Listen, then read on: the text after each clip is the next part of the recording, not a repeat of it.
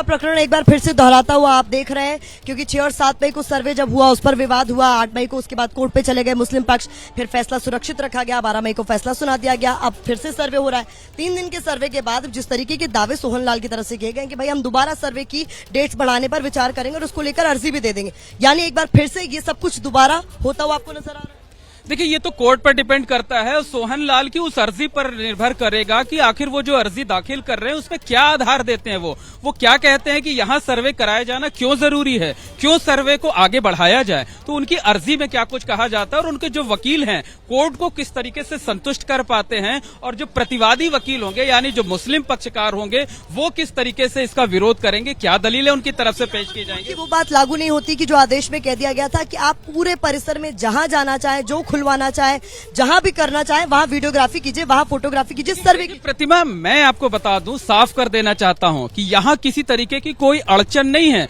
कोई मना नहीं कर रहा है कि आप मलबा मत हटाइए, लेकिन जो मलबे की स्थिति है वो उसे मैनुअल तरीके से नहीं हटाया जा सकता क्योंकि कई टन मलबा वहां पर है। तो और दूसरा मैं ये बता रहा हूं कि वहां बिना बुलडोजर के इस्तेमाल के वो उतना मलबा नहीं हट सकता। तीसरी सबसे बड़ी बात कि मलबे के चारों पीछे के हिस्से की तरफ मस्जिद की दीवार है, मस्जिद की दीवार से आप किसी धार्मिक स्थल से छेड़छाड़ नहीं कर सकते, उसको नुकसान नहीं पहुंचा सकते, और 3 तरफ से जो है वो लोहे के बड़े बड़े गार्डर हैं, एंगल हैं, कटीले तार लगे हुए हैं। तो जब तक उन लोहे के बड़े बड़े एंगल्स को, गार्डर को आप नहीं हटाएंगे तब तक वहां बुलडोजर नहीं पहुंचेगा, जब तक बुलडोजर नहीं पहुंचेगा तब तक मलबा नहीं हटेगा, उसमें समय लगेगा। और कल ही कोर्ट में रिपोर्ट पेश की जानी है, कोर्ट ने कल का वक्त दिया है, इसलिए व्यवहारिक तौर पर यह संभव नहीं है। इसलिए लक्ष्मी देवी के पति जो सोहन लाल हैं वो ये कह रहे हैं कि हम एक बार फिर से कोर्ट जाएंगे, वहां अर्जी दाखिल करेंगे और उस हिस्से का भी सर्वे कराए जाने की मांग करेंगे और ये कहेंगे कि कंप्लीट सर्वे रिपोर्ट वो अदालत में दाखिल की जाए। क्योंकि लगभग 1 घंटे का वक्त पूरा होने को है टीम के अंदर दाखिल हुए,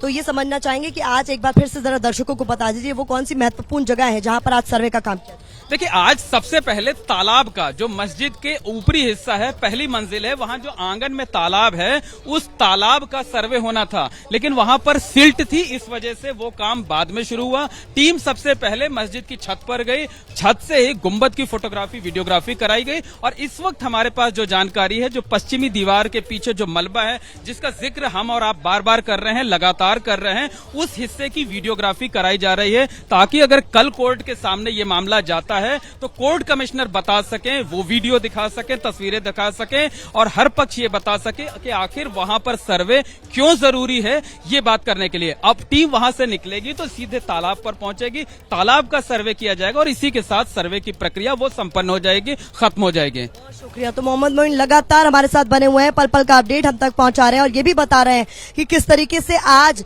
कुछ महत्वपूर्ण जगहों को पहले से ही चिन्हित किया गया था, तय किया गया था कि इन जगहों पर आज वीडियोग्राफी और सर्वे का काम किया जाना, जिसमें तालाब भी शामिल है, वही तालाब जिसको कल लेकर मुस्लिम पक्ष की ओर से जो है आपत्ति दर्ज कराई गई थी कि नहीं, ये तालाब खाली नहीं होना चाहिए और वो वजू खाने की बात भी लगातार चल रही थी, लेकिन अब ये तय हो गया है कि तालाब का भी सर्वे कराया जाएगा क्योंकि रात में ही उसका पानी खाली करा लिया गया। एबीपी न्यूज आपको रखे आगे।